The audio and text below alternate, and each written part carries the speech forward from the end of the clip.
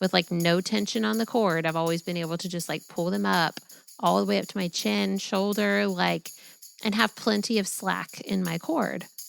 But that was not the case this time. So we pulled him up out of the water and the cord snapped. Hi, I'm Kayla Heater, follower of Jesus, wife and mother of 5 children, Christian childbirth educator and doula, and your host of the Surrendered Birth Stories podcast, where we share God-centered birth stories, evidence-based birth education, and our pursuit of surrendering our birth plans to God. Let's get started. Hey, everybody. I'm back. I am still in the thick of postpartum for sure, but I am so excited to be back. It's been, 6 weeks, I guess, since I've actually recorded anything or prepped anything or updated anything, maybe longer. But I'm back and I'm so happy to be back with you guys. We have our sweet baby Bowie who's here with us, and we are just trying to soak up the moments because it is going very, very fast. But in the same breath, I feel like I've missed so much with you guys. Merry Christmas, Happy New Year's. So much has happened in this time that that I've been away. I hope you guys have been enjoying listening to our first 5 birth stories of our first 5 children. They were a replay because we had previously aired those much, much earlier. But if you didn't know, I do have a typed out birth story for each of my children written out on a blog type situation with pictures and everything to go along with them. So if that's something that interests you, and believe it or not, there's probably more detail in the written out story than in the podcast version. So if that's of any interest to you, the links for those are in those episode show notes that we just aired. Now, I have not written out Bowie's yet, and that is new. I've always written it before I've recorded it, but we didn't this time just so we could get back to the podcast. And I honestly just haven't had that much thinking space or free time without nursing a baby to get that typed out. But when I do, when his is done, I will let you guys know, and I'll share it in an intro and then share it on Instagram. So follow along there if you want to see Bowie's typed out story, because I will start working on it just as soon as I can. I feel like I have so much to say because I haven't been on here in so long. And so I'm like, oh my gosh, I got to go through all these things. Well, we are planning an in-person childbirth class for March. I skipped the January class just because we were here fresh and postpartum. I usually do an April class, but I thought maybe we could do it a little bit earlier if we need to catch some spring babies. So if you're having a spring baby or a summer baby, this is going to be sort of a combo class. Right now, I am planning it for March, but if more people would be available for April, just let me know, and then maybe we can shift it to April. But if anyone is interested in an in-person class here in the Triad of North Carolina, please let me know. We do them on Sunday evenings, and it's 5 weeks long. If that does not work for your schedule, of course, we have the online class.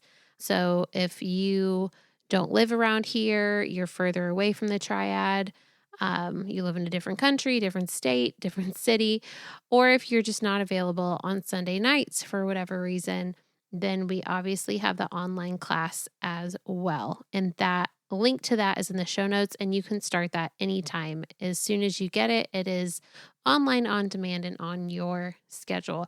But if you can take an in-person class, I always encourage an in-person class. I love teaching them. It's like one of my favorite parts of my job. So I would love to get this class. I do have 1 or 2 couples already interested, but I would love to get a little bit bigger of a class. So please reach out if you're interested. Also, I'm ready to start recording more podcasts again, although Bowie probably isn't quite ready for me to do that, considering I feel like he's latched and attached to me 24/7, but we can always edit out his little coos and cries. So if you are ready to record your birth story, you're ready to share your birth story on the podcast, I would love if you would reach out. The link to that is also in the show notes of every episode. So if you're interested and you're ready to share your birth story, we are ready to get some more on the schedule to record. If you reached out while I was on maternity leave, I will be getting back to you ASAP. I've tried to really unplug for the last 6 weeks as much as possible, but I am back and starting to, check emails again and get back to people as well. So here goes nothing. You're about to hear Bowie's birth story. I feel like I was quite sleep deprived when we recorded it, but you really can't know when you're going to have more or less sleep. So I'm sure I missed some details, and I'm a details girl, but I'm sure hopefully I will catch those details whenever I actually do write his story out. So I hope you guys enjoy. I love you all. Thank you for listening. I'm so glad to be back. I'm so glad you're back. And I hope you enjoy his story. Well, welcome to another episode of Surrendered Birth Stories. I am your host, Kayla Heater, back in action, and I have Chris Heater with me today. Husband, welcome back. It's an honor, my lady. My lady. Well, we are here. You know us well enough. I feel like I don't have to introduce us. You know us by now. So I am excited. We're here to tell Christopher Bowie's birth story. That's his full official name, by the way, Christopher Bowie Heater. And if you didn't know, my husband's name is Christopher. Call him Chris. And we're calling Christopher Bowie. And we can get into when we chose his name later. But that's AKA Bobo. Well, you call him that, but You called him it once. Did I? Yeah, you sure did. I remember it. She's latching on. I don't remember much right now, but yeah. This is okay. So I just want to say, for all of our other kids' birth stories, the other 5, I had a lot of time to think about them, process them, and write them all out, like completely written out well in advance. Whereas this one, I haven't. I have not written this one out, and he is 6 weeks old, which would be like the soonest I've ever, recorded a birth story. So I am definitely in the newborn fog. My brain definitely is not operating at optimal levels. You're doing really good, though. I will just go ahead and say that. Trying my best. I cannot tell you how many times. I would say it happens at least 70% of the time where I record with a guest. I'm, interviewing them. They're telling me the story. And when we're done, they will text me either right away or later that day or the next day. And they'll be like, oh my gosh, I hope this was okay. I forgot to say this. Maybe I shouldn't have said that. Like, do you think that's going to be all right? Like, oh, I was too fast, or I took too long, and they just second guess themselves the whole time. And it's always good. It's always fine. And I always say the Holy Spirit is going to, use this, and he's going to use what you've said. And, he let you speak what he wanted you to speak. So I'm just giving myself that advice in this moment. Right now. You're doing great. That's good advice. Okay, baby, you ready? I am so ready. Okay. So especially if you listened to the last 5 weeks where we played everyone's birth stories, our first 5 children, if you listened to Indiana's story, which was baby number 5, our most, the last one before this one, that was really long because it had a lot of parosmia, that was basically half the story was in it. And if you listen to that episode, you heard us say that we were open to having more children. I mean, by the end of the episode. And it wasn't really a determined when. It was just like a one-day situation. So this past year, 2025, we had talked about maybe kind of being open to having another baby and thinking about maybe like summertime. I remember June because I knew I was going to be off in July, like not taking any clients because we were going to go visit my grandparents. So I was going to be off. And I thought, well, that would be a perfect time to be throwing up. If I don't have any clients that I'm working with, so that I can, just take that time to rest in the bed. And we were having these conversations in like early of the year, or like Like earlier in the year, January. probably Yeah. during like our family summit or something like that. Yeah. Just talking about like that would be a good time, because thankfully we have been very blessed to be able to get pregnant usually within the first or second month of trying, not preventing. I don't know what you want to call it. Well, you know what I mean. And so I thought, yep, June, that would be a great time. Well, the Lord had other plans that apparently far exceeded our own. That I'm still don't entirely understand his timing in all of this, but maybe I will see it one day. So it was March of 2025. And I actually vividly remember this because I was going on a girls' trip with my best friend Taylor. We were going out of town for the weekend. Her and I were going to do some hiking in the mountains and just get a lot of good girl time in. And I was supposed to start my period the day that we left. And so I brought, all the things with me that I was going to need. And the whole weekend I didn't start. And I kind of made a joke with her in the car on our way home saying, maybe I'm pregnant. Probably not, though.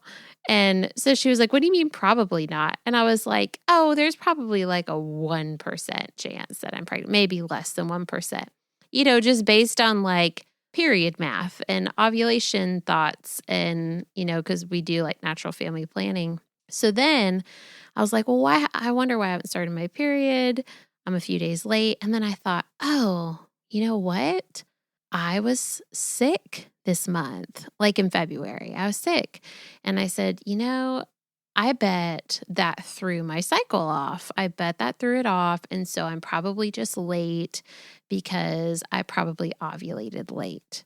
Yeah, I remember that. Yeah, I remember you were sick, and then, our schedule was a little funky and it wasn't quite normally what our family was used to. And so I thought to myself, like, yeah, absolutely. That's probably why. That makes sense, right? But Yeah. then it like kind of hit me like a dagger when I said oh, I probably ovulated later because I was sick. And then I was like, oh, shoot, I ovulated later. Like, Yeah. oh man, like that means my math could definitely be way off by then. So I did take a test that day when I came home from the weekend, like Sunday night, and it was negative. Where was the test from? Oh, of course it was from Dollar Tree. Where else would it be from? That's the Kayla Heater signature. That's my signature pregnancy test because they all work the same. So why spend $15 when you could spend $1? Well, $1.25. Maybe those are even $1.50 now. Have you been to Dollar Tree lately? Everything Let's is not talk about it. Individually priced. Okay. It's a whole thing. It's a whole thing I discovered at Christmas. Okay. So that whole week goes by. I don't start my period every day. And then on Friday, we were getting ready for our Shabbat dinner, our Friday night Shabbat dinner. And I was a little on edge because I was like, I really should have started by now. Like, I'm a week late. I don't have any symptoms to say that I'm about to start my period. This is weird. And so I remember looking at you and saying, I want to go ahead and take another test because I just want to know. This was before the dinner took place, right? Right before dinner, yeah. So we were like, I remember there being like a little tension point where it's like, oh, we're serious about this. It's either like going to be a big moment or it's going to be like, okay, life is normal. Yeah. And this isn't something we were planning. So I just wanted to know so that, we could go about life appropriately. So we took the test and it was beyond positive. And I just remember thinking in that moment, like, how did this happen? Except that retrospectively, I looked back and realized just I must have ovulated like 10 days late due to sickness. So yeah, that's really late. Wow. Yeah. Anyways, I don't know, you natural family planners out there, I was like for certain that I was ovulating. And so, a week and a half later, I thought, well, of course I'm in the clear now. But apparently I was not. I don't know if the Lord can do whatever he wants to do. Yes, he can. And you know what's crazy? This is what's crazy. If you go back to March on the podcast, I had a guest on. Her name was Nikki. She was telling her second birth story.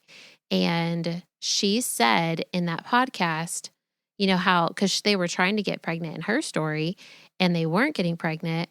And then she was like at church and she was praying about, you know, everything. And she just realized, you know, God is a supernatural God and he can do whatever he wants. And she literally said in the episode, if God wants to move ovulation windows, he can move ovulation windows. And little did I know, God had moved my ovulation window and I was pregnant and I didn't know it yet. It's amazing. It was a miracle and we're so thankful for it. Yeah. Yes. I don't want to sound ungrateful. We obviously are very grateful for our child.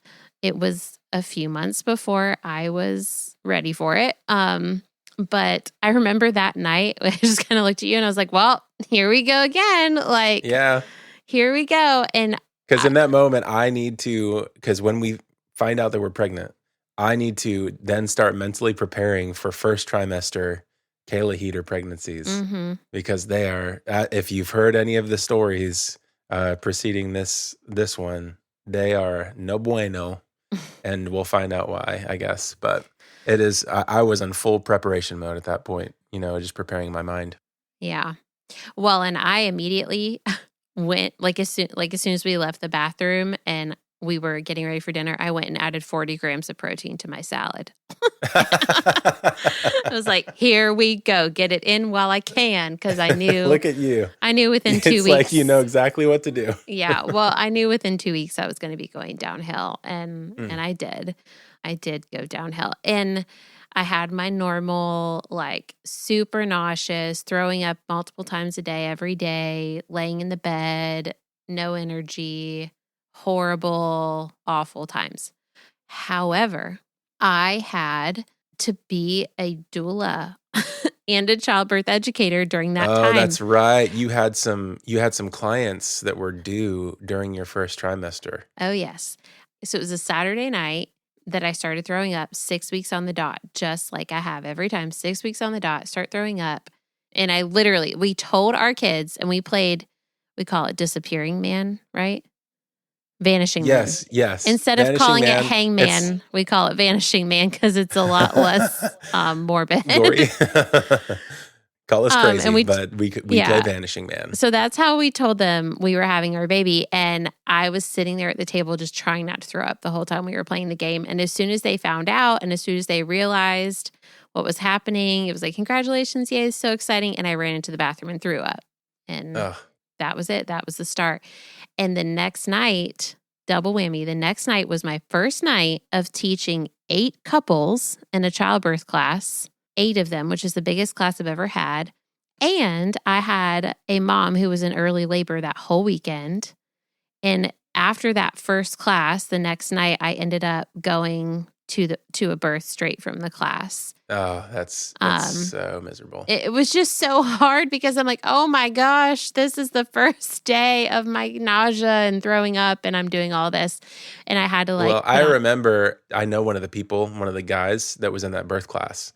And I texted him and I said, hey man, thank you so much for giving Kayla some grace tonight. She started first trimester and she is not feeling good. So thank you so much. He texted me back and said, no man, she did awesome. And I was like, well, good. I expect nothing less, but I still feel a little bad. Well, those 8 couples found out that I was pregnant before anyone in our family did, because I had to be straight and upfront with them that night and say, guys, like, I'm normally very energetic, like very bubbly, very movement oriented. I was like, but I am just trying to not throw up right now. And so, and then I had another birth the next weekend, and that one was really long. Like, that was a 28-hour birth. I mean, it was long. I can't remember exactly how many hours. It was over 24 hours though. So it was rough. And if you listen to Indiana's episode 5, you learned all about my parosmia. And so to update you on that, I do still have parosmia. It's been 4 years of it now. But I will say, even though I had it this whole pregnancy and still have it, it was not as bad as the last pregnancy. So in the beginning, I did still have to wear my nose plug. I wore it like 24/7 for the first like couple weeks. And then I really just tried to start wearing it only when I was eating. And then just tried to I was able to wean off of it a lot sooner this time than I was last time, which I was grateful for. And then by halfway through the pregnancy, I wasn't wearing it at all anymore. There were some things I got back between the pregnancies, like garlic and onion. That was a game changer. To be able to have garlic and onion back was probably the biggest milestone in my parosmia journey, for sure. I also got coffee back. I don't remember when I got that back. I know I wrote about it on my stories, but getting coffee back. Now, again, it doesn't taste exactly like it should, and it definitely doesn't smell like it should, but it no longer tastes horrible, which is always a win. I still can't do peanut butter, mint, lettuces, or fruit of any kind, except pomegranate. I've been able to manage pomegranate, and I know it doesn't taste exactly like it should, but it tastes good enough. And whenever I eat pomegranate, which is in season right now, I feel so happy because my body's like, oh my gosh, a fruit. We haven't had this in 4 years, because fruit is just so nasty still. I really miss apples and strawberries and bananas. I miss all of them. But the one thing that I was most concerned about was whether or not I would be able to smell Bowie's newborn smell. And I can't, which is sad, honestly, but it's not as defeating and disappointing as it was last time. I think I really didn't expect to be able to smell him. Now, I will say I try really, really hard. I will dig my nose into his scalp and sniff as hard as I can. And I feel like maybe I might be getting the tiniest whiff of something. And every once in a while, I get that sort of sterile smell that Indiana smelled like when he was born, which is not great, but I'm trying. And and I honestly, it's funny that I can't actually smell his newborn smell, but I keep trying to smell it. And it's making me feel closer with him just because I'm trying so hard and putting my nose all over his head all the time. So a little sad, but I'm okay. I'm doing okay with that. We're taking our baths together and bonding that way, and obviously nursing and just talking to him and all the things. But that is one thing that I would change. I wish I could smell his newborn smell, and I'm still praying to be completely cured from parosmia. I would also love to smell my husband's cologne. Miss that smell. Haven't smelled that in 4 years. All synthetic fragrances still smell absolutely terrible, but we don't do synthetic fragrance in our house at all. But I would smell my husband's cologne again if I could. Memories. Why don't you go ahead and explain just in one sentence what parosmia is for those that haven't heard that episode? You should really go back and listen to the last episode. Explain it very well. It's a taste and smell disorder from long COVID that distorts my taste and smell and makes things taste and smell unlike they should in a very bad way. That was another thing about this first trimester, though. Again, not as bad as Indy's, but I still could not satisfy cravings. So for lemonade or that hard candy or things that make you feel better when you're nauseous first trimester, I still couldn't have those. And so that was really hard. But babe, do you remember what got me through first trimester, or really the first half of the pregnancy, that probably made me gain 20 pounds because I had so much of it? And it was the only thing that I would not throw up. The only liquid I would not throw up. What was it? Well, it wasn't Diet Dr. Pepper. It was not Diet Dr. Pepper. That did not work. It was different this time. It was regular Coca-Cola. Except the glass bottle cane sugar Mexican Coke. Yes. Yeah, so you were you were out one day and I said, I want you to bring me home an orange soda, like an orange Fanta, I think, and a Coke. And I am not a soda drinker. I only drank it during the first trimester of pregnancy. Other than that, I don't drink it. I think it's gross now. But for some reason, nauseous, need the bubbles, need the flavor. Well, with parosmia, Coke had tasted horrible. And I couldn't have it the last time. But for some reason, this time I was like, I don't know, it just sounds like it would be good. I'm just going to try it. So I tried it with a nose plug first. And Chris, you brought me that giant Mexican bottle of Coke, and I drank the whole thing. You deserved it. You absolutely deserved it. In one sitting. And I was like, well, and I didn't throw it up.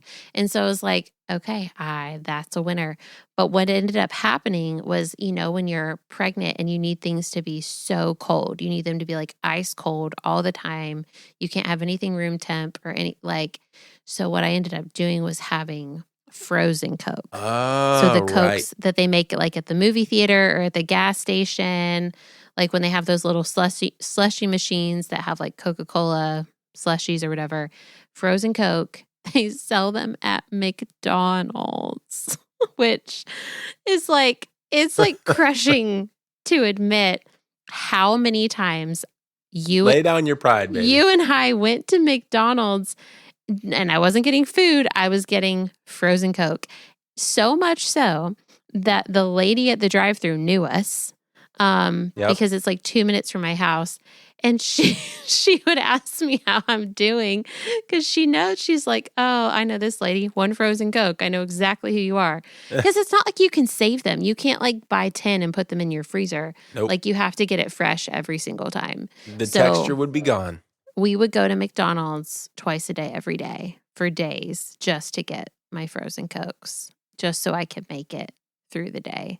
And then when McDonald's didn't have them, we discovered that Burger King did have them. Right, because their machine was down one day. You ended up liking those even better. Yeah, their machine was down one day, so you had to go to Burger King to get it instead, or gas stations and stuff. So anyways, that's how I made it through the first half of the pregnancy, was with frozen Coke. And I seriously gained 20 pounds of frozen Coke that's still sitting on my body right now. I don't notice it. Okay, well, I do. Okay. This pregnancy, if you listen to, I keep referencing the last episode because I just listened to it. But we did not find out the gender last time. I said I would never do that again. And you can hear why in that episode. But this time we did the sneak peek at home blood test to find out the gender. And based on when I did, my retrospective menstrual cycle math, I was like, oh, it's definitely a boy. For sure, this is a boy. There's no way it could be a girl, other than the Lord, who obviously can do whatever he wants. But I knew— You're a mathematician. Well, I knew it was a boy. And so, but we, obviously wanted to confirm. So at 8 weeks, we did the test at home. And I remember rolling out of the bed because I was so nauseous and doing it on the floor of the bedroom. And Brinkley was in here with me. And it's all the instructions are so, they make a big deal about making sure there's no male DNA anywhere near the test. And so Brinkley was like, boys, you all have to go outside. No boys allowed in the house because we can't contaminate the test. She was very serious about it. But we did. We were very good. We did cleaning everything. We had gloves on. We did the whole 9 yards to make sure that the blood sample was not contaminated. On the box, it says pain-free. Was that true? It was. It was pain-free. Actually, I didn't feel it at all. Wow. And where can you get these tests for those that are interested in these tests? You can get it pretty much anywhere. I think they sell them, but there's different versions. So there's a pain-free version, and then there's a tiny little pinch version. And one of them you have to squeeze your own blood, and the other one it collects it for you. It's $20 more to get that one, and that's the one I got. But you can order them on Amazon. You can get them at Walmart, CVS. It's called Sneak Peek. But anyway, so you send it out in the mail, and a couple of days later they tell you the gender. And I was right. It was a boy. You got an email. They sent you a nice little video that preluded to the fact that it was a boy before they announced that it was a boy. Yeah. Because I could tell it was going to rhyme. Right. Yeah. Yes, it was a boy, which I knew. And I honestly, here's something I didn't share yet. Before we talked about getting pregnant this time, I had reached a contentness in my heart with having another boy because I didn't want to go into another pregnancy facing a big gender disappointment like I did last time, because this was our fifth boy in a row. But this time I was like, in my heart and in my head, I was prepared for it to be a boy from before I ever knew we were pregnant. Yeah. So when I found out we were pregnant and did the period math and knew that it was a boy, I was like, okay, it's all good. And Well, I just need to say that I noticed that I noticed that in you. I noticed that contentness that it was a boy. And I was actually very, very pleasantly surprised and pleased, because it's like I want to be happy with whatever God gives us. And I saw that you were happy with what God gave us. Really sweet. Yeah, it was definitely so different from last time. And it was really nice, honestly. And I, no tears. I wasn't like, there was no disappointment at all. It was like, we're having another boy and we are happy about it. Yeah. You live and you learn. And honestly, I have a couple reasons for why I was actually pretty glad it was a boy this time. I got to share one of my reasons. I don't know if this is a shallow or a silly reason. And you probably don't know this about us. So I hope this isn't TMI. But our first 3 boys are circumcised, but our last 2 boys are not. And I was very happy that our only uncircumcised boy was going to have an uncircumcised buddy to grow up with. I don't even want to know what kind of buddy you call that, but it's definitely that. His brother. And we don't have time to go into why we originally circumcised and then why we changed our minds and decided to stop doing it. If you want to hear an episode about that, let me know. I'll be happy to dive into all things circumcision.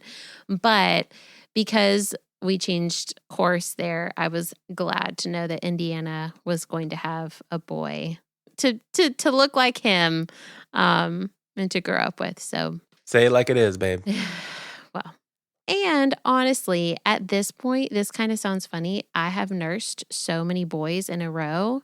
It just sounds kind of funny to me that I'm kind of like, I feel like it would be weird to nurse a girl, like, because I've nursed so many boys and it's just like this whole mama-son relationship I've had going for so long, and I haven't nursed a girl in 12 years that I'm like, is that weird? Is it strange? Like, I don't know. It probably wouldn't be. If I ever had a girl, it would come out and I'm sure it would not feel weird at all.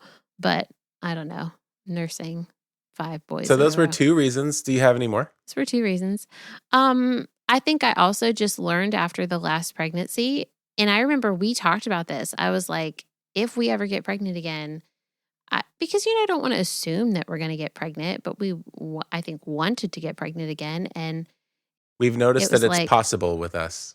Yes. And so it was like, if we ever get pregnant again, I am just going to put my hands up and say, this is all you, Lord. Like, I'll tell you my desires in, the desires of my heart, but like, Lord, you are running the show. I surrender all of this to you. I learned my lesson. I have learned my lesson. It took me 5 babies, but I've learned that if I just surrender, it all goes better. And so the pregnancy started that way. Finding out we were pregnant 3 months before we planned on being pregnant, I was like, okay, we are starting out this pregnancy just how I said we would, with surrender, because it started off, not in my control.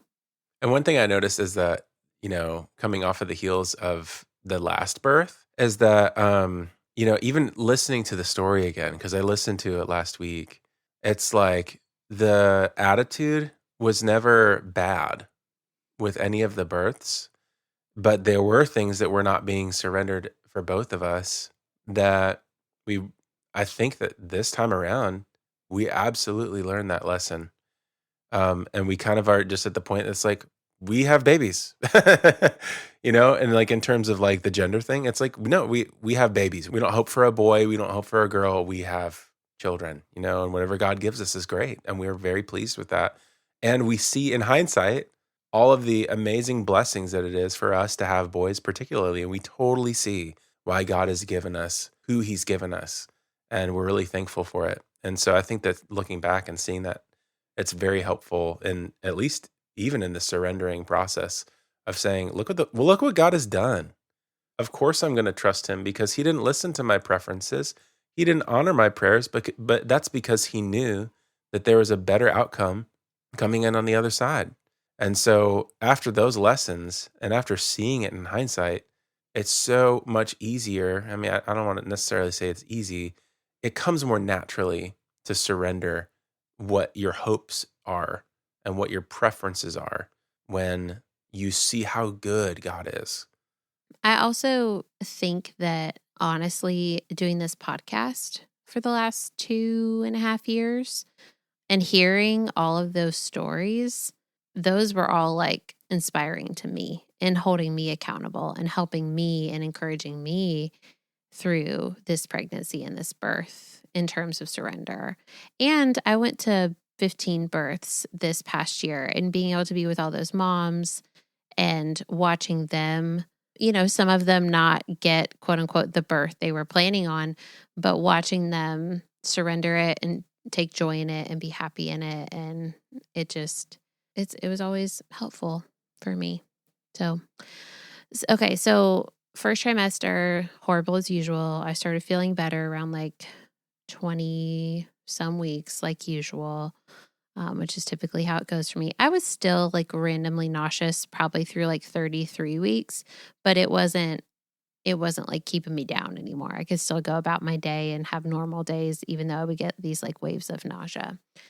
Something that was different about this 6th pregnancy and birth was, for the first time, we actually chose to do a free birth, which we've never done before. We debated it with our 5th one, tossed the idea around, kind of talked about it back and forth, ultimately decided to have our midwife with us for that one. But this time I felt very confident and comfortable and excited to go the free birth route. And for those of you who don't know what a free birth is, which if you listen to the podcast, you probably figured it out, but it's basically an unassisted birth where you and your husband just have the baby yourselves and you don't have a midwife in attendance with you. I will say it's a lot easier to have a free birth when you're a doula and a birth professional because you know all the stuff. So well, actually, I will say that one thing that about free birth, for me in particular, I know that you had your heart set on it. It took me a little while just to go ahead and land on it because I thought if of a couple scenarios where it's like, well, I would want someone available, like and at hand if this were to happen or if this were to happen. But over time, you shared with me a lot of like a contingency plan for if some of these things did happen. And it's like, if that happens, then this is what you do. And if this happens, then this is what you do. And honestly, it was for me, it was a lesson in learning how to trust God and not to worry. Because when I thought about it too much and I let my brain kind of go off, I would worry about potential negative outcomes in this birth if we did a free birth. But one thing about accepting free birth as an option was that it required more faith to have a free birth for us, and for me in particular. Some people don't ever get there because honestly, probably just because they don't have enough kids to get there.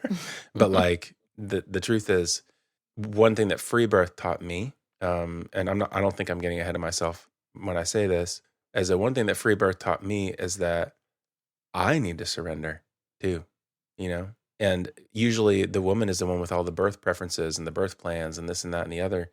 But as a father and as a husband, and then we're talking about my baby and the health of my wife, it's like I get all up ons. Like when we're talking about that kind of stuff, I'm ready to fight if it goes downhill. But when it comes to God, like he knows more than I know. He is the great physician. He knew the blessing that it would be for us, and I needed to just trust him in that. And I did, and I'm very glad that I did. And I think that, we'll touch on the details of that later, but Yeah.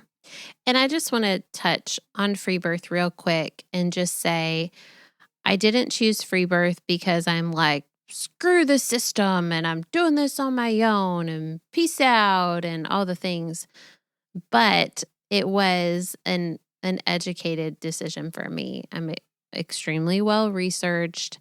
I read a lot of books. I have been to a lot of births. I've birthed 5 of my own children.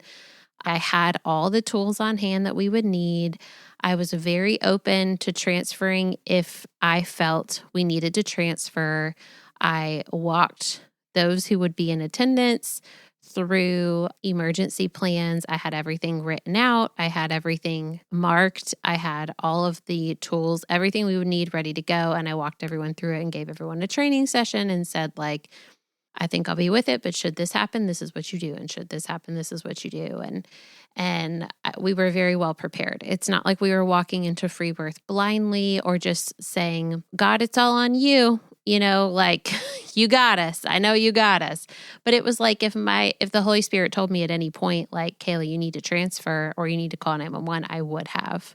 But that, praise the Lord, did not happen. And nothing actually went wrong. And we were able to have our free birth. And I can't wait to tell you about it.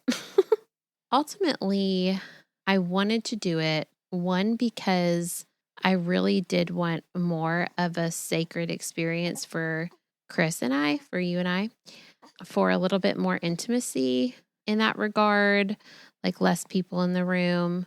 Another reason is because I wanted to play a more active role in my own birth, and I wanted you to play a more active role in the birth, and you did too. yeah. And so I think sometimes when we have, 3 midwives in the room, which is what we had the last couple times, a midwife and her 2 assistants, but her assistants were also midwives, is that it's very easy for them to jump in and take over, and it feels very natural.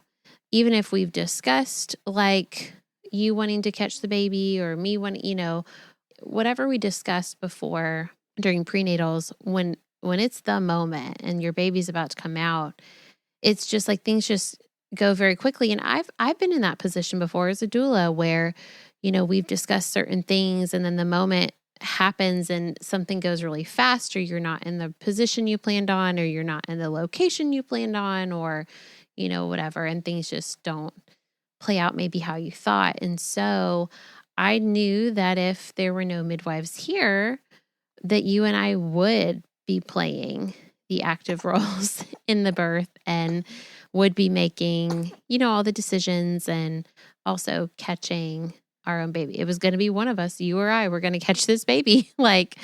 So this experience helped me a lot in my husbandry. And taking steps in the direction of becoming a better husband, I think.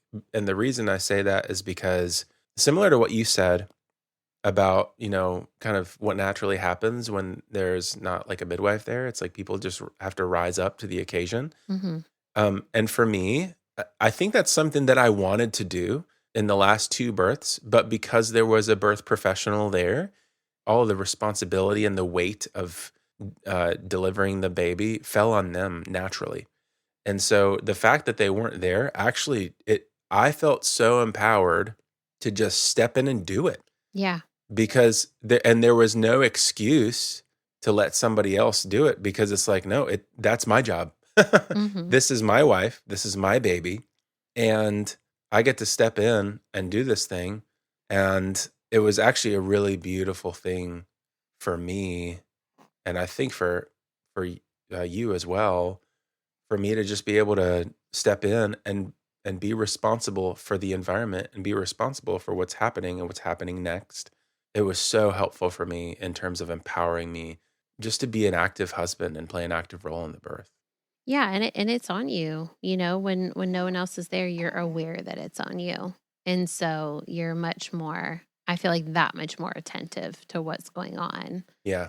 And I just want to say midwives, home birth midwives, their assistants, they are worth their weight in gold. They're Yes. wonderful. I love Amazing. them. I'm good friends with them. I obviously had them the last couple of times. I'm not against that at all whatsoever. Um, this was just something that I wanted to do. And I honestly, it was a great learning experience for me. It gave me the motivation to dive that much deeper into birth education, which I've been in for, over a decade, but there's always more to learn. And when you're not the midwife delivering the baby at every single birth, then there is more to learn. And so I was excited to learn more. I took my own blood pressure, did my, was keeping track of my own health. So it wasn't like I was just like, well, I hope this all works out. I was making sure I was healthy. I was very on top of my, nutrition and, exercise, blood pressure, water intake, all the different things, swelling. I had some swelling in my legs that I got checked on. But it was, everything was fine. We did choose to do an anatomy scan, which we did not do an ultrasound at all with the last pregnancy. But with this one, we did get one done, and it was just the anatomy scan. And it was purely just so I could make sure that there were no reasons that we would need to go to a hospital right away with the baby, and also to make sure that my placenta was nowhere near my cervix, which it was not. That was the big So, concern for me. So that's why I wanted to get it. yeah. So if I hadn't been doing a free birth, and I did have midwives in attendance like last time, then I probably wouldn't have gotten the ultrasound. But it was quick. We did a quick one. It was not this like hour-long thing where we had to get 1,000 images. The ultrasound tech was great about that. She got her pictures really quickly, and it was probably the shortest anatomy scan I've ever had. So, because I'm not super big on ultrasounds, but we did. And the ultrasound machine, those images were crispy. Well, we got a really cute picture of him sucking his thumb. Well, I was gonna say, like, even compared to like 2 babies ago, like the quality our of fourth, it. Yeah. the actual quality of the 2D ultrasound, holy moly! Like, I noticed a stark difference there, what they can produce versus what they were producing, 4 years ago. Yeah, but that tells you that they're probably that much worse for you, and the baby. Yeah, probably. Yeah. So that was the route we were going. So I was not like going to, regular prenatals or anything. So the rest of the pregnancy went normal, fine, regular. I had doula clients up until early October, late September. Actually, my last official client had her baby on my birthday, which was really fun. I've never had a birthday baby client before, so that was really fun. I'll never forget that. Her mom sent me home with a giant full cake from Maxi B's. Which, oh my if you goodness, know about I remember Maxi that. B's in Greensboro, it was my favorite cake from Maxi B's, and I thought I was going home with a slice, and she sent me home the entire cake, and I was like, "This is the best birthday ever!" Oh my gosh, I remember that. I was blown away. It was awesome. The kids were also thrilled that I brought home an entire cake. Well, who wouldn't be? That was really, really fun. But the end of the pregnancy came. We've always done like a baby moon with our babies. This time, that just wasn't an option this time. But my mom was gracious enough. She came over and she actually set it up so we could do an overnight at a hotel here in Greensboro for the night, and she would keep the kids for the night for us. And so we did get like one night away, just the two of us, which was nice. But way really way sweet. better than nothing for sure. Yeah. So Oh man. that was a great night. Enjoyed that. Another different thing about this pregnancy is that my due date, technically, which we all know, those are guesses. We get that. But my due date, 40 weeks, would have been November 22nd. It was the Saturday before Thanksgiving. But who in the past, if you've listened to all of my other stories, am usually like, let's get this baby out. Let's be done with this. I reach this like desperate point where I'm so desperate and I just want to be done being pregnant. and I want the baby out and I want to meet the baby and all these things. I did not have that this time, which was so different for me. And honestly, it was so nice. It was so nice not to feel desperate to get the baby out, not to be trying to control things, not be frustrated that I'm still pregnant. Like, it was so nice. And I think a couple of things played factors into that.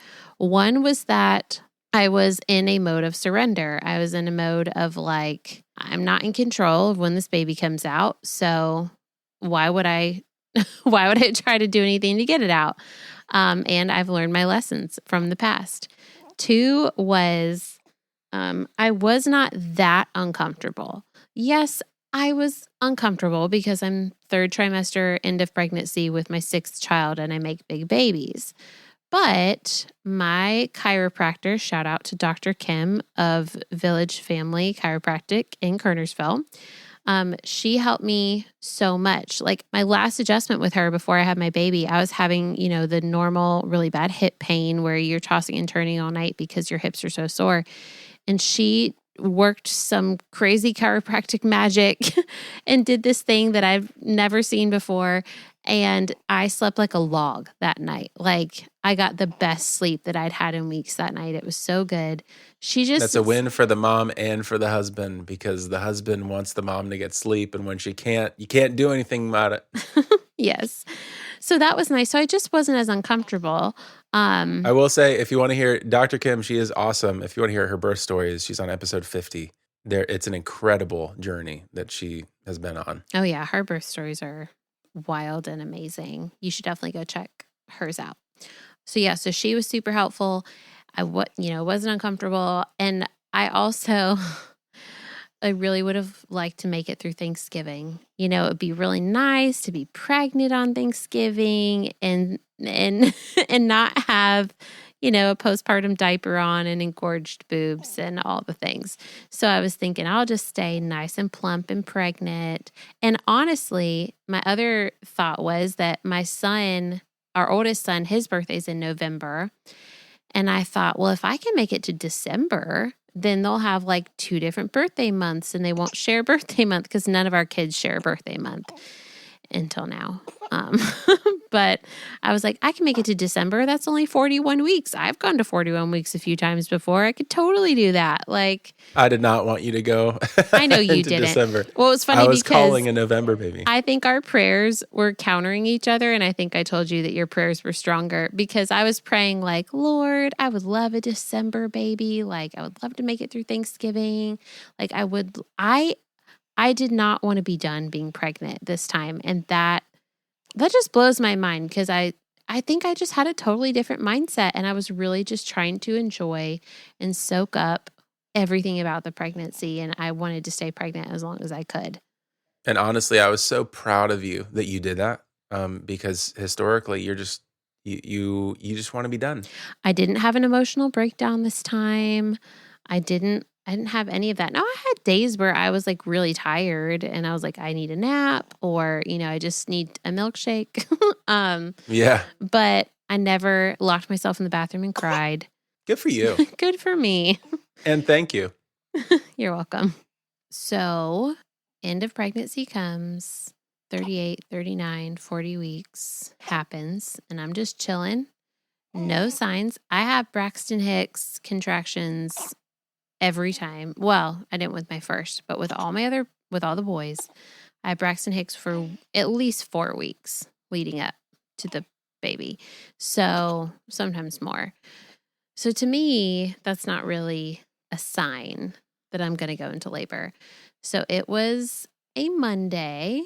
It was Monday the 24th, the Monday before Thanksgiving. I had an Azure pickup that day. Ooh, what's that? Well, babe, that is that's our food co-op that does drops here once a month in Greensboro. Oh, yeah. And they go pick up my grain that I use to make our freshly milled flour. Okay. Also a topic for another day, another podcast. It's like a Crunchy People meetup. It is a crunchy people where they get all meetup. their crunchy food. And you do. You that's in whole form. Stand in line and you talk about all the crunchy things. So I was having Braxton Hicks. I was actually talking to people in line that day, my friends that I saw there, and they were like, oh, in a normal end of pregnancy talk about due dates and how you feeling and all the things. And I was like, I'm so good. I'm just having Braxton Hicks. It's no big deal. We're gonna fly through Thanksgiving. This is gonna be great. And it was a beautiful day, sunny and probably like 60 degrees or something. So get home, I was noticing that I was having those Braxton Hicks contractions every few minutes or so. But they didn't hurt. They weren't crampy. They were just like the normal Braxton Hicks. And so I even told you I was eating lunch and you like came home and I said, man, I really hope these contractions sort of like died down because I was getting ready to go see a movie. You were letting me go see Wicked for Good. I know some Christians. You're welcome. Thank you. I know some Christians don't approve of that movie, but I've been a lover of the musical since I was in high school, since it came out, really.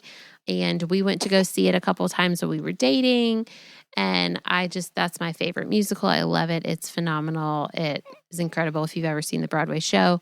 And so, of course, when the movie came out, I was curious and wanted to see it. And I saw the first half, last year. And so I wanted to see the second half. And I told you. The first movie, yeah. I said, I want to see it in the theater. And I want to see it with surround sound and the big, loud and everything. I don't want to just wait and watch it on my TV with the newborn. I said, so I'm going to lose my chance. And I told you, I said, if I don't go soon, I'm not going to get to see this movie in the theater because I'm going to have a baby and then I won't get to go.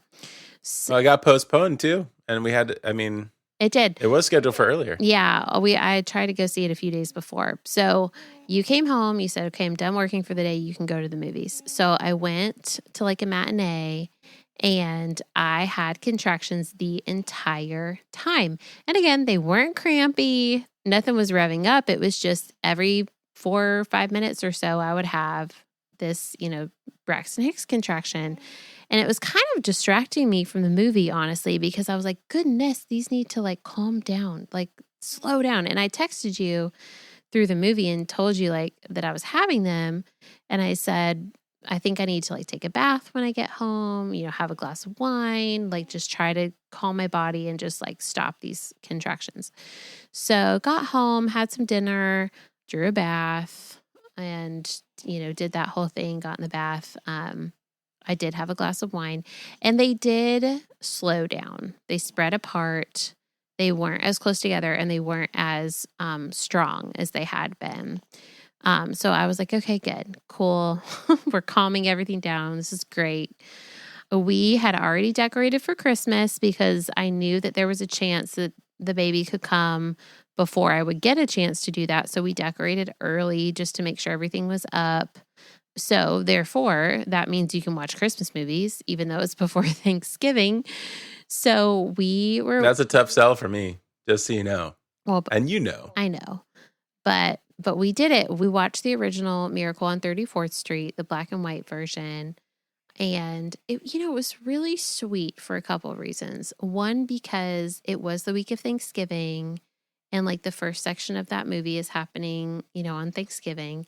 And two, Indiana, so my baby at the time, my youngest, he sat with us and watched that movie with us and ate popcorn with us and cuddled with us. And it was like he knew. And that whole week leading up to having Bowie, he was so much clingier, but not in like an annoying way, just in like a sweet way, where it was as if he knew this was about to change. Like, and he knew that like his days were numbered in terms of being the baby. And so that night, do you remember? I put him to bed and you took a video of me putting him to bed.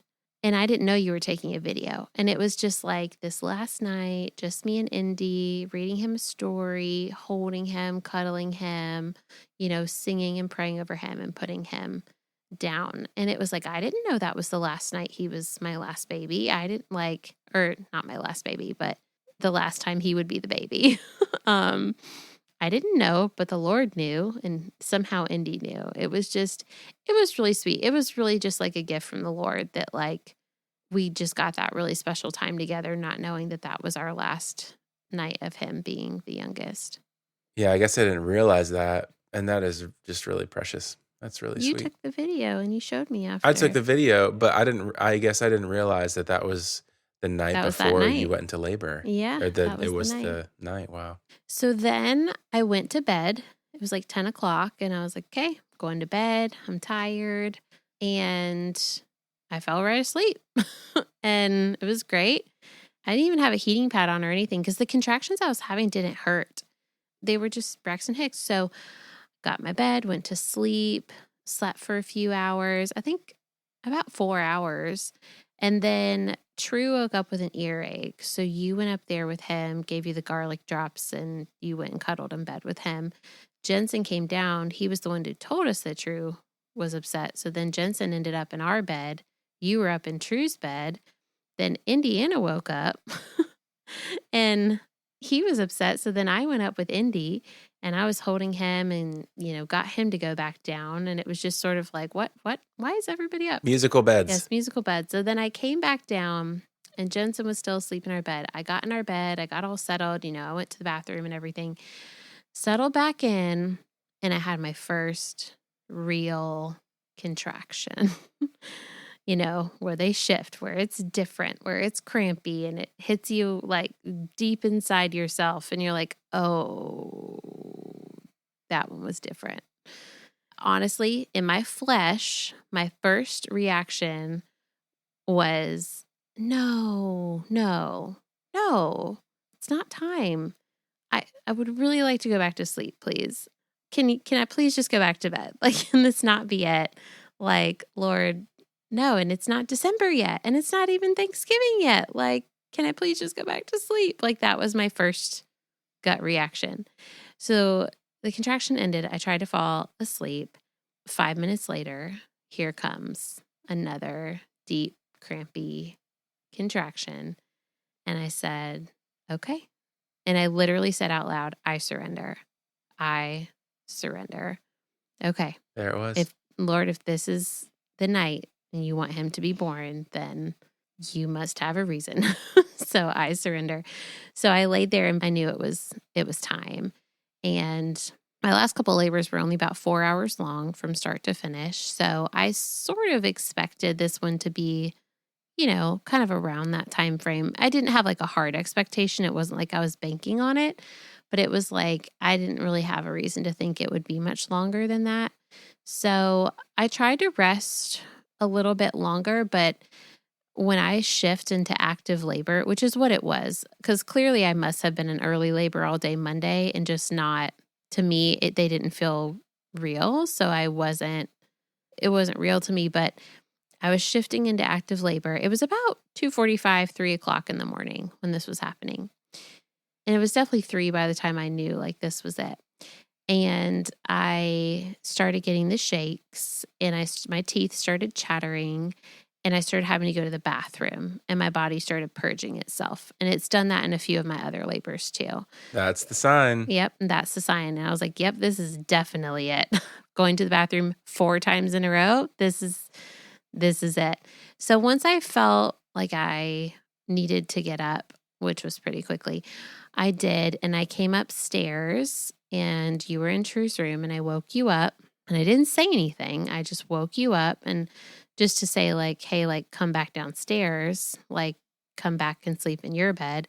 But then when we got out to the hallway, I gave you the look. Yeah. I didn't say anything. I just gave you the look. That's how I knew. And you knew it was time. Seriously, I just nodded. I just looked at you and I went, and I nodded. Like, yeah, this is it. Like you knew. Yeah. And you said, what do I need to do? And we were walking down the stairs and I said, make a fire. Like in the fireplace. Yeah. Make a fire. Oh, set the ambiance. Babe, I'm good at that. I'll do that. You did. All day. I wanted you to set up the room and the atmosphere because the last 2 babies I had in my bedroom and this one I wanted to have in the living room because the Christmas tree was up and everything was all decorated and it was nighttime and all the twinkle lights and it was really a very peaceful, soothing, relaxing atmosphere, especially with the fire going. Yeah, it was idyllic for sure. So you started setting up everything.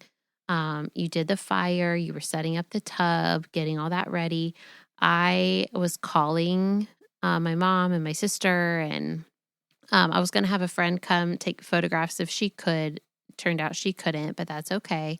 And I had a couple other friends who were invited, but also neither of which made it. So it ended up only being my mom and my sister who came. But I prayed to the Lord through this pregnancy, like, whoever needs to be there, have them be there. Lord, like, whoever you want in the room when it's time, like, have them in the room. Which is a stark contrast from, Lord, please let these people be able to come. Please let this person be able to come. And this person, please, Lord, like, I beg of you. Yes. As opposed to like, Lord, you do it. Yes. And this, like, I trust you. This was the first birth my sister's ever come to. She's never wanted to come in the past. It's not her thing, but she wanted to come this time. And I was so excited about that. Because I know she wants to have kids one day. And so I was like, this would be such a great opportunity for her to like witness normal, natural birth outside of the hospital system. And like she knows about it from me, but she's never witnessed it. So I was really excited for her to see it. Personally, that was really exciting for me that she was going to be there. That was really special. Yeah, I'm glad she was able to make it. Should we say what time of in the morning this was at 3? You woke me up at 3:30 in the morning. I for think the record, 3:30. Okay, I woke you up at 3:30. And you were setting everything up. I was walking around, I changed into a bra. I didn't have a bra on. So I changed into a bra. I got out my heating pad, got out my ball, walked around, got my water and my salt, my honey, like just was trying to prepare myself for if I needed. Oh, tell us why salt and honey. Well, just a lot of women don't feel like eating when they get to that part of labor, and that part of labor comes pretty quickly for me. And so it's just like for electrolytes and for like a little bit of sugar, if you need like a little bit more, like a little energy boost, keeping you hydrated, that type of stuff. I had my water with me, sipping on my water. And it was just like if I needed it. And I really didn't need it this time, but I had it there just in case. Got out all the supplies, had all the just in case stuff. I had all the directions written out in the red folder in case anyone needed to reference them. Like it was a red folder. It was a red folder. It was definitely a red folder. Couldn't miss it. So my sister and my mom got there and we were chatting. And my sister was just so surprised that I was so normal between contractions. She was just like, you're just like talking and walking like normal. Like, what? You're in labor. And I was like, well, Meg, like the Lord gives you breaks. Like he designed a built-in breaks for you. And so when I'm not having a contraction, I feel totally fine. And she's like, wow. Like, I just remember her being so surprised and taken back by that. And I was like, yeah. So we even like took a little video in between contractions, which was fun. And I love seeing people come to realization that birth isn't what they thought it was. It's actually better. Yeah, it's so much better. So then it was probably around like 5:15 or so when I, got a little serious. I got like sat down, I put the heating pad on, you sat down, you started giving me some counter pressure. And I realized this was a different thing again for this birth. I did not really want the counter pressure this time. And I always want counter pressure and I always need it like so hard on my back and I need you to like give it all you've got. But this time when you did that, it like felt worse. And so it was like all I needed actually was just like a rub. I just need you to like rub my back with normal amount of pressure and not like push on it, which I've had other clients want that in the past. And I'm like confused because I've never experienced that. But I did it this time. I was like, oh, you know what? That pressure is actually a little too much and it actually kind of makes it worse. So if you could not do that, that would be great. And I think that was a relief for you because then you didn't have to do all this hard counter pressure. Well, it's all that I've known up until this point is that Kayla needs that counter pressure. And when you said that you didn't need it, I was like, oh, this is new. Yeah, it was nice. Yeah. That should have been the moment I knew he was smaller, but I didn't think about that in the moment. not small, just smaller. But so then I had a little bit of labor time. It was probably like 30 or 45 minutes where I was like on the ball and I was rocking back and forth and I had my heating pad and I was playing my worship music and I was like breathing through contractions and then eventually moaning through contractions and just vocalizing. And I was explaining to my sister, and I told you to explain this to the kids when they eventually came out, but I was explaining to my sister, I was like, just so you know, you're going to hear me start moaning. I'm going to be making some noises. It does not mean I'm in pain. It does not mean I am suffering. It simply helps me get through the contraction better. It feels better to make these noises, and it helps my body to open up, the low moaning noises. And she was like, okay. But it's just like, if you don't give someone a heads up about that and they've never been to a birth before, they're going to be like, oh my gosh, They what's get concerned. happening? Yeah. So you came up to me after I started vocalizing and you were like, should I go get the kids? Like, when should I get the kids? Because last time they missed it and they wanted to be there. And I kind of hesitated. And then I was like, I think after the next contraction I had, I was like, yeah, go ahead and go get the kids. It was like 5:45 or something. And so I was sitting on the ball right in front of the tub. I had not gotten in the tub yet. And if you've listened to my other stories, you'll know that I've never had a water birth, but I've always wanted one. And you'll have to listen to the other stories to find out why I didn't have them. But I was sitting right there and I had this contraction. I will say this time my labor pains were a lot sharper. They were very sharp. And they're usually not that sharp. They're usually more achy. They're always crampy. But like, it's usually like a deeper achy crampy. And this was more like a sharp crampy, which I didn't really enjoy, but it was fine. It wasn't overwhelming. So I was sitting right in front of the tub and I had a contraction. And at the peak of it, I had the most like mild vaginal pressure. It was very mild. And it was like almost like if I hadn't had babies before, I probably wouldn't have noticed it. But I, very in tune with my body, noticed it. And in that moment, I thought I should probably prepare to get in the tub because I always think I have longer left to go than I actually do. And so I didn't want to like miss my chance again. But I also know how important an empty bladder is for labor and delivery and pushing and all the things. And so I thought, okay, let me go ahead and go to the bathroom one more time. So you came with me to the bathroom. We went to the bathroom, which of course had another contraction or two through that experience. And then I said, okay, I'm getting in the tub. And I remember you announced it. We like came out of the bathroom and you're like, guys, she's getting in the tub. She's getting in the tub. And so it's a big moment. So, hey. Yes, my sister even took a video of me stepping into the tub. Like, okay, big moment. So I got in the tub at 6:03 a.m. And immediately, I don't know if like I laughed out loud, but in my head I was laughing because the water displacement, when I got in the tub, I noticed how much the water went up and we like went past the max line and all that stuff. And that's when I told you guys, I was like, okay, you guys need to get some water out of here. So I had like, I don't know if you were helping, but my mom and my sister got the big pots and they just started emptying water out of the tub because I knew that if you were going to get in, which I didn't know at the moment whether or not you were going to, but if you were going to get in, I was like, it's going to overflow and splash all over the floor. So we got to get some water out of here. And so I remember they got some pots and they came in and just started scooping it out. It was a comical sight. It was funny. I was laughing on the inside, even if I wasn't on the outside. While they're scooping the water out, I have one contraction in the tub, like one actual whole contraction in the tub where I would consider it laboring in the tub. One contraction.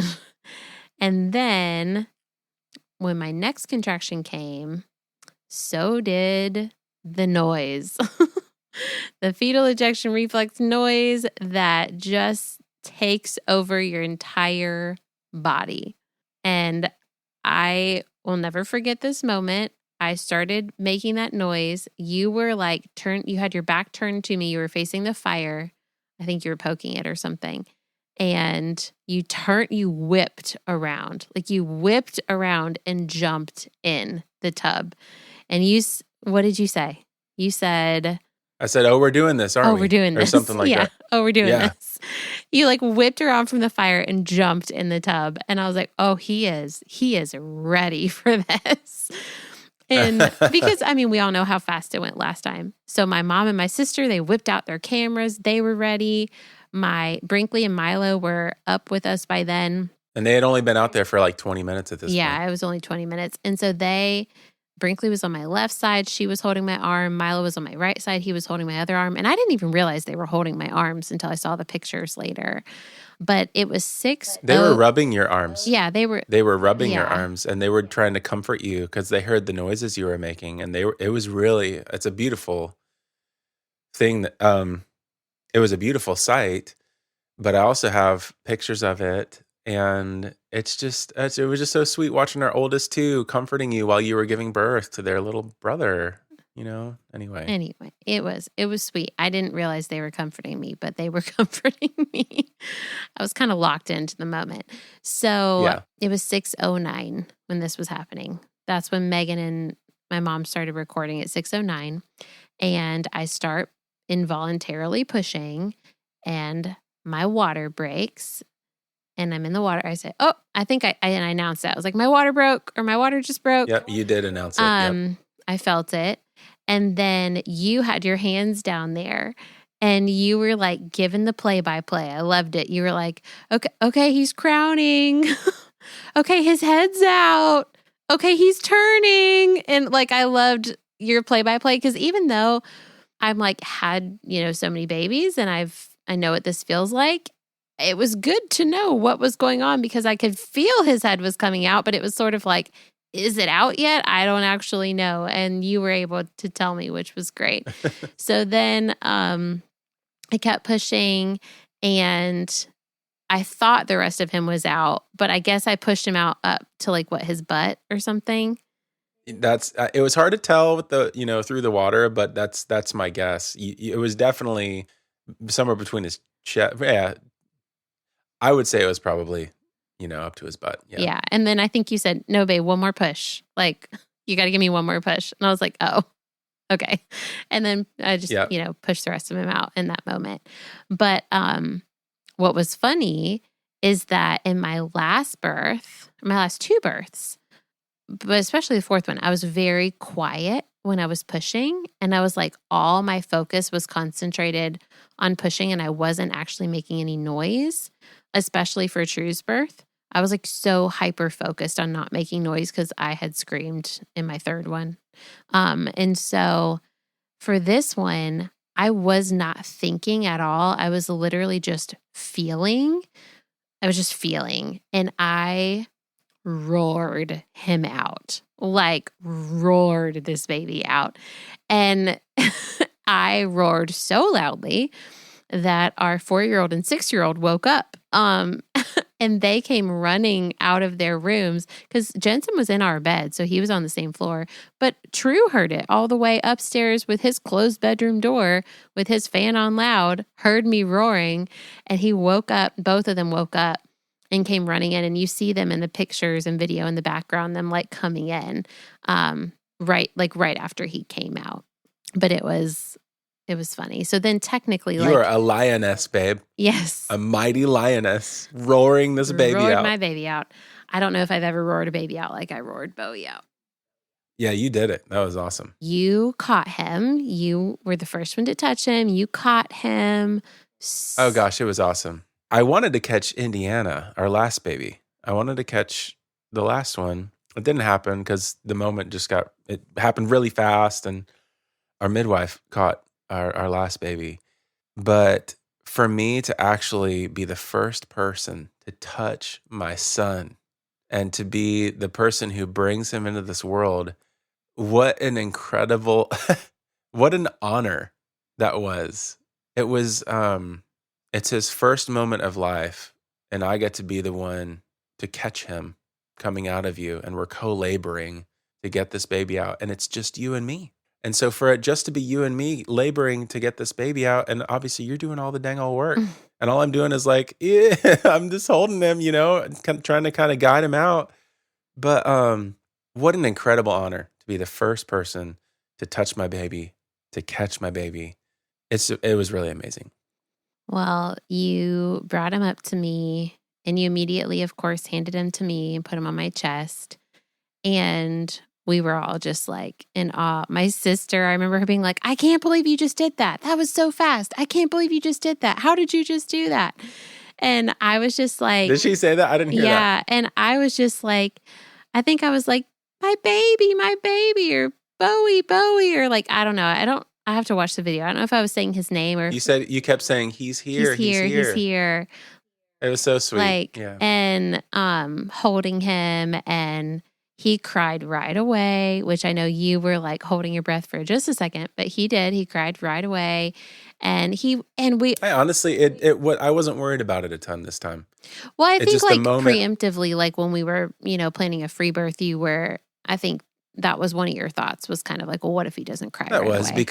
because of our experience with Milo's birth. But in the moment, it wasn't even on my mind until I heard him. And then I was like, oh yeah, I was worried about that. But no, Praise I'm God. not. Yeah. What also was really sweet is that you took a moment after he was born and you just said, can we just praise Jesus for what he just did? Yeah, I did. And for me, watching you do that was so rewarding because it made your journey of surrender almost come full circle to where it's like you were considering God and how he was working in your body and in your mind the whole time and in Bowie's body and in the womb. But then for him to come out and for you to almost immediately give praise to God that your baby has come, it was just, I mean, even thinking about the last birth, I'm just really thankful that was your heart attitude. Your heart attitude was praise. Your heart attitude was worship and thanksgiving. And it wasn't like, oh, well, it wasn't exactly what I wanted, but there's such a difference. And it just shows, honestly, it shows how much growth had taken place in you from even the last birth. Yeah, I do remember that moment. I don't know if it's on video or not, but my sister did take pictures, or someone took pictures, and I do remember saying praise. I think I just said praise Jesus over and over again, and just lifted my. No, you invited everyone to praise Jesus. Oh, you said, "Can we just praise Jesus for what just happened?" Oh, that's what you said. It was very sweet. Well, I praised him with one hand because I was holding my baby with the other hand, but I remember we all commented on how small he was. We were like, look how he was so small. He is. Like, he was so small. Well, of course, we're used to giant babies. And so big fatty chunkers, but it's like, man, oh man, looking at him, I was like, this baby. He wasn't a tiny baby or a small baby. Like, he wasn't. He ended up being 8 pounds, 10 ounces. But I've never had a baby at 8 pounds before. Like, we've had 9 and 10 plus. And of course, Brinkley was 7. She's just like in a league of her own. I don't know. I don't count her with the boys. But yeah, he was 8, 10. And his head was a lot smaller. And I think that's why I didn't need the counter pressure. Like, because he just wasn't this giant baby that I'm used to. And he was very easy to push out. So 6:09 is when all of that started. And he was born at 6:10. So it was incredible. The speed at which things progressed once you got in the water. Amazing. Yeah. So it was very fast. And what's crazy? I never lost my mucus plug that whole time, never had any bloody show, nothing. And so, and you said, and it must have just all come out like right as he was being born, because I definitely had zero mucus, like nothing during labor or before labor or anything. Tell him about the umbilical cord. Yeah, I was going to get to that. So I would say the one thing that happened that if I had my choice, I would have said, let's not have that happen, was, and I don't know if this because he was a smaller baby than we've used to, or he came sooner. I have no idea why this happened. He had a short cord, and all of my babies have had long cords.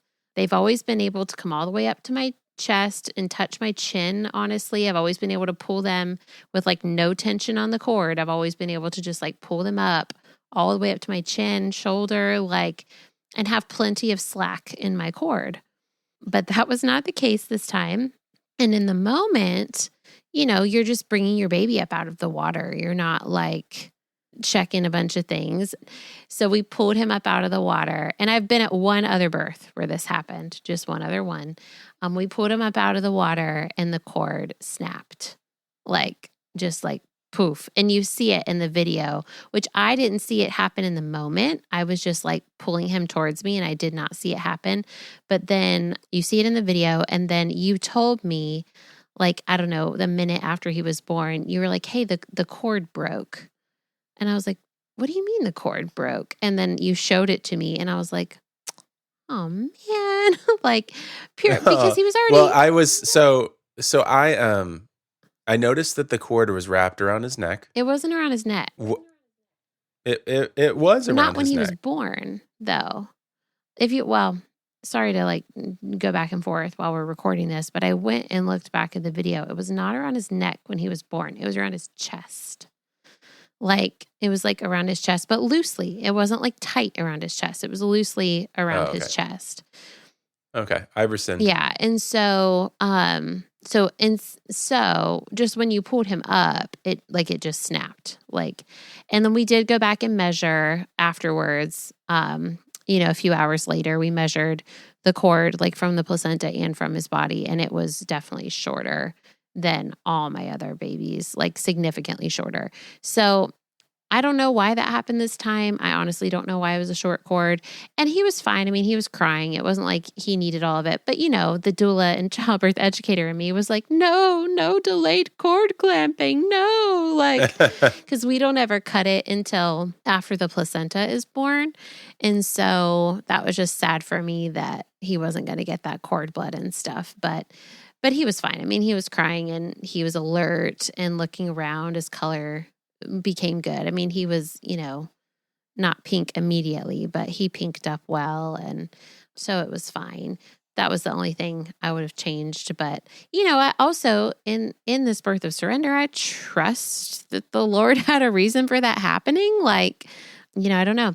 I did immediately, as soon as you said that, I went down to feel where the rest of the cord was. I wanted to make sure it wasn't on the inside of me. I wanted to see where it snapped, and it snapped on the outside, which was good. So there was still like a line of cord hanging out from me, which was good because that helped me deliver the placenta better. So it was fine. I wasn't bleeding out. It wasn't bleeding out. It wasn't there was blood, of course, when it initially snapped. There was blood that came out of it, but it was not bleeding, if that makes sense. Yeah, it's funny when you watch the video, the water's clear and then all of a sudden he comes out and it's just blood. But there's a bunch of blood. I always do bleed after I deliver. I've done that every single baby. I've always bled after. I know there are women who deliver their baby and then no blood comes out, but I have always had blood come out. So yeah, the pool got, darker, but it was fine. I was not I wasn't hemorrhaging. I wasn't losing blood. It wasn't like that. I was actually the most coherent I've ever felt after having a baby. I don't know. It was wild. I was very alert. And it was so, okay. I just feel like through this process of surrender, the Lord answered so many prayers.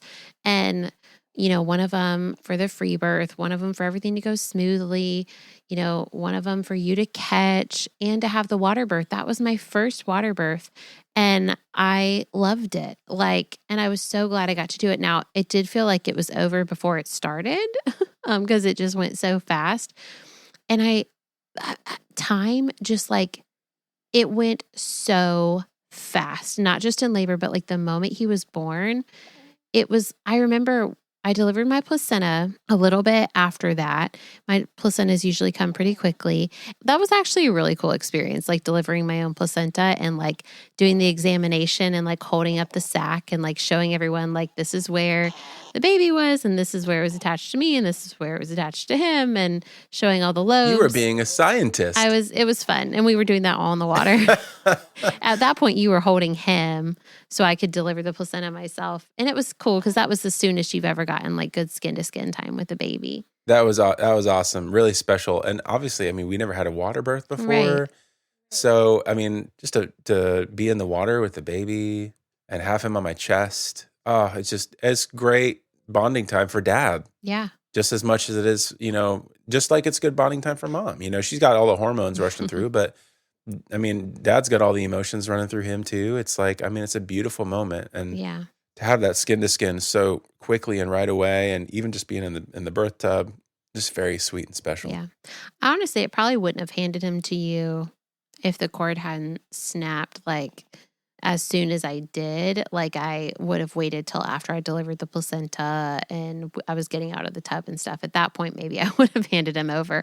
But because he was already detached, I handed him to you so I could deliver the placenta and then like do the examination right there in the tub, which was cool. It was sort of like, yes, it's an extra layer of responsibility, but at the same time, it felt really cool to do it and be like, I just delivered this and look, I can now look at it and teach you guys about all the different parts and sides of it and everything. So that was fun. And it was and probably because it was such a short labor and a very short pushing stage that I was able to just like get right up out of the water. Like you were holding Bowie and Megan and my mom, and I'd been in there for an hour and didn't realize it. I was like, gosh, guys, that went really fast because I felt like I was in there for 15 minutes, but it was an hour. So they got me out, helped me walk to the bathroom, and I was moving so good. I was just like walking around like nothing just happened. And I did, obviously, once I like got settled in bed, I rested for a long time, but I felt so good, like getting up out of the water and going to the bathroom and all the things. And time just went so fast. I remember when you guys were saying like, well, when are we going to weigh him and measure him? And I thought, well, when he's a couple hours old, and you guys were like, he's 3 hours old. I was like, what? No way. There's no way he's 3 hours old. And you guys were like, yep, it's 9:15. It was just time just went so fast, and it's still going so fast. Like he's almost 7 weeks now, and I'm like, how are you almost 7 weeks? You were born yesterday. I will say that I've noticed specifically with this pregnancy that especially during like the early postpartum phase, the older that he got, the more sorrowful that you became that he was growing older. I know. It's like he was born. Oh, he's already 3 hours old, and then it's like when he was a week old, we said happy, like he's a week old today, and you started crying, and like it was just different this time. But my question is like talking about how you were not tired of being pregnant at the end of pregnancy. How did that carry into postpartum for you? Because postpartum was different for you this time around from an emotional standpoint. For sure. Yes. So typically in my last several babies, once the baby's born, I'm always like, oh my gosh, I'm so glad I'm not pregnant. Like, wow, what a relief. Like, can't believe, oh, it's so great. And you guys are always like congratulating me, like, isn't it so great? You're not pregnant. Yay. Like, this is so awesome. But this time it was flipped on its head. And I was holding my belly and crying because I was like, I'm not pregnant anymore. Like so sad about it. And I've never had that with all my other babies. I was thrilled to be done being pregnant. And this time I was like, oh no, I still wanted to be pregnant. I can't believe I'm not pregnant. I mean, I'm so glad he's here, but I can't believe I'm not pregnant. Like it was a weird tension I was dealing with because I was thrilled that he was here and I was happy to meet him and to have my baby. But at the same time, I was like, there was definitely a sorrow and a sadness that the pregnancy was over, for sure. And I've never had that before. Yeah, I definitely noticed that this time around. And there's a part of me that honestly, I love comforting you when you're in that place, but also at the same time, I don't want you feeling sorrowful, Yeah. And so it was a different experience for both of us in that regard. Yeah.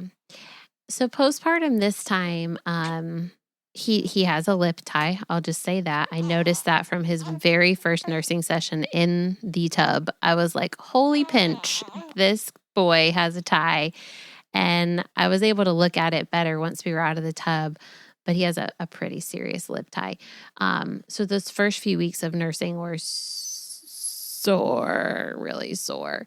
We're debating whether or not he's going to be able to work it out or whether we might get it revised. Now, thankfully, he has a tongue tie, but to me, it's not serious enough to get revised. But his lip tie, on the other hand, he cannot flange out his upper lip at all, and it makes for a very pinchy latch initially, especially if I have any kind of engorgement going on at all. So, which I did a lot of engorgement the first week, which is always normal for me. So he's pooping right now. he's nursing and pooping right now, just so you know. Get it out, buddy. And sighing in relief. Good for him. Okay. So that was different. So on one hand, early postpartum was like half magical because it's Christmas time and the decorations are up and the fire's going and you're watching Christmas movies and you're having Christmas cookies that I prepped ahead of time. And that and you have this little baby and he's in a little Christmas outfit and he's so precious and you get cute pictures by the tree and it's like a magical season on top of a magical season, double the magic. It was so sweet. On the other hand, this time, him being our 6th and you not having a paternity leave and my mom not being able to take off work to come help because she had work commitments that were non-negotiable, mandatory things she couldn't not be there for. And she's always taken off a week to come help. That was hard. So I think we had 6 days, the day he was born. So Tuesday, Wednesday, Thursday, Friday. And a lot of that was because it was Thanksgiving week. Saturday, Sunday, where you were home. And then, of course, we randomly had my mom and sister coming over too because it was Thanksgiving. But then that Monday morning when he was less than a week old, it's you were off back to work and my mom was off back to work and I was home. And I know other people out there get even less time sometimes, but I was not used to that. And it was a challenge. Well, just to give a little context to the paternity leave thing, I had historically worked, I worked at a church previously to this, and I always got anywhere from 2 to 4 weeks, depending on where it fell, in my employment. And it was great because I got to be home. I still got paid. The paycheck still came through twice a month, But this time around, this year, I started my own business, and it's still currently is a one-man operation. And so if I don't work at the business and in the business, the work doesn't get done and I don't get paid for the work that gets done.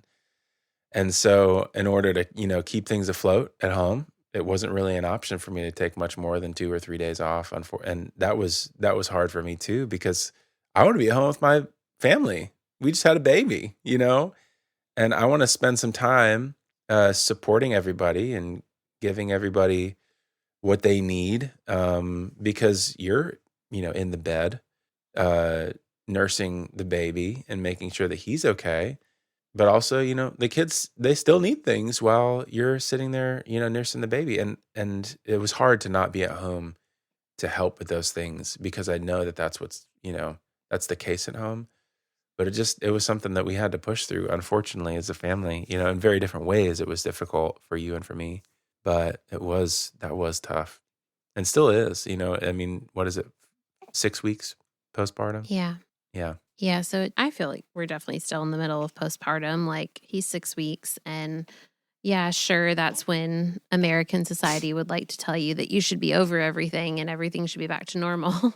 But that I do not feel like is the case. I am not sleeping at night. I am still nursing all the time. We're definitely in our, I feel still, the good thick of it with postpartum. So yeah, that's been trickier, just not having as much adult support. Now my daughter, shout out to her. She has been super helpful. She's been great to have.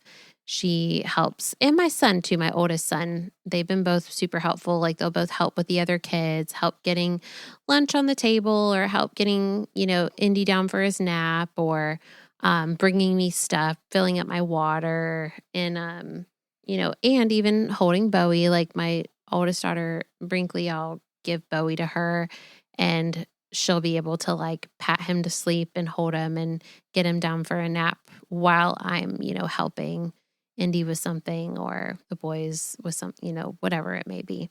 So that has been helpful. It's just not the same as having your husband, It's not the same as having dad around, or dada, as you're known around here. Oh, yeah, that's me. Dada. He's been dada for 12 years, and I've been mama for 12 years. And we're wondering if it hasn't that changed. will ever change. But our oldest still calls us mama and dada. Everyone calls us mama and dada. There's no mommy, daddy, mom, or dad. It's just mama, dada. So even though I would say the first 2 weeks of postpartum were the hardest, they're also so sweet. Like, it's just like the, what is it? Double-edged sword, two-sided coin. Like, the nights are hard and your boobs are engorged and you're bleeding and you're sore and you're sleep deprived and you're emotional and you're hormonal and you're crying about everything. Like, it's hard, but it's also, as Abby would say, hard is not the same thing as bad. Yeah. And so it's also so precious and so sweet. And yes, as the time has flown by, even amidst the difficulty, he is growing so fast. Like I just had to switch all of his clothes over. We're out of the 0 to 3 month size now. We're into 3 to 6 month and sometimes just straight up 6 month clothes, which tracks for our babies. At 6 weeks, we're wearing 6 months. That's kind of how it goes. But yes, he's growing like a weed. His hair is like strawberry. It's like sometimes it just looks straight up red, but it's definitely like a strawberry color, which if it's anything like Indy, it's going to all fall out and it will grow back blonde. That's kind of how our babies roll. But yep, his cradle cap just came in. He still has his sweet blue eyes. Whether or not he'll keep them, I don't know. Indy was our only baby to keep his actual blue eyes. Everyone else has changed a little. But yeah, we're trying to figure out the sleep thing. It happens sometimes and sometimes it doesn't. But no expectation there. So I am back up to coffee twice a day now. So just to make it through the day. Par for the course, yeah. I was going to share real quick where we got his name because we had 4 boys before this. This is our 5th boy, but we decided to name him after my husband, after Chris, Christopher. And we knew that we were going to call him Bowie. That's his middle name. But I really love my husband. I think he's the greatest man alive. And he is an incredible husband, incredible father. And I just wanted to honor him in that way by naming our son after him. And it feels kind of final because we didn't name any of our other sons after him. So I know a lot of people name like the first son after the father. Maybe we just name the last son after the father. Although I don't know what God has in store. Who knows what our future holds. But we did want to honor him. It was the Lord gave it, like confirmed it for us through dreams, this pregnancy, which was really cool. I got to the name Bowie through, honestly, just through a names website. I was on there looking up the meaning of a different name. And then it literally said, the whole like, well, if you like this name, you'll probably like these names. And there was like a list of names and Bowie was on there. And I was like, you're right. Names website. I do like that name, Bowie. But Christopher, that is the one that came to me in a dream was to name him Christopher Bowie. And I won't take the time to go into the dreams just because this podcast is already long enough. But if you want to hear more about it, just message me. I'll tell you all about the dreams and how we got his name. So my question for you that you get to ask all of the people that you interview week to week, what did God teach you through this pregnancy and through this experience? And I know you touched on it a lot, but I realized that we didn't ask this question for the other 5 birth stories, and I'm wishing that we did. But I want to touch on it, and just if you just review what you already shared, I'd love to hear what God taught you? Wow, it's funny to be sitting on the other side of the screen, babe. I think he taught me that I can trust him and that he is faithful and that he does know better. And the peace that comes with surrendering control is better than having the outcome that I desire, if that makes sense. Yeah. And it took me 5 babies to learn that, and 5 birth experiences to really embrace that. But I think I learned it so hard last time that it's almost like there was no way I could not live that out this time, for sure. Yeah. Yeah, that's what I would say. Yeah. And also thinking back on this past year too, God has been teaching us how to trust him in many other different areas of our lives. I mean, this is our first year doing full-time business ownership and owning businesses, and that being our main source of income. We switched churches. I mean, searching for a church and trusting God that he's going to place you where he wants you, all while navigating a pregnancy and getting ready to welcome a new baby into your life. I mean, it was just a lot of learning how to trust God this past year. And trying to figure out what the heck he's doing. Yeah. and not knowing why he's doing what he's doing sometimes. But also being able to see snippets of that fruit, it's just so rewarding, even though some of it has felt like we were flailing. Looking at Bowie, it's one of the rewards that we get for he's so cute. It's one of the rewards that we get, for sticking it out and trusting God. Mm-hmm. Here he is. He's so sweet. Can you hear now? It's pretty much. I'll be able to hear. Pretty much his go-to whenever he's not nursing or asleep. He's got a heater head, that's for sure. Yeah. Well, thanks, babe. This has been great.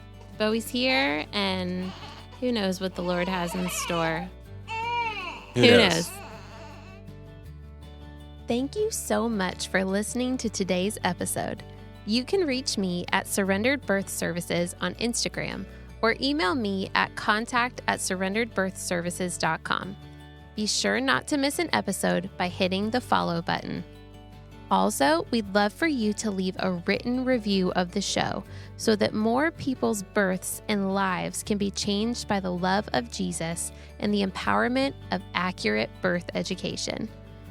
If you really enjoyed this episode in particular, please take a screenshot of it and post it to your Instagram story, tagging Surrendered Birth Services.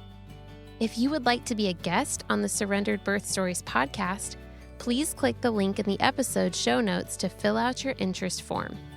Also, if you're interested in taking my childbirth classes, birth consultations, or having me as your birth doula, please click on the link in the show notes to take you to my website for online and in-person options. Just as a reminder, this show is not giving medical advice, so please continue to see your personal care provider as needs arise. We hope you have a great week, and remember, learn all that you can, make the best plans, and then leave it in God's hands.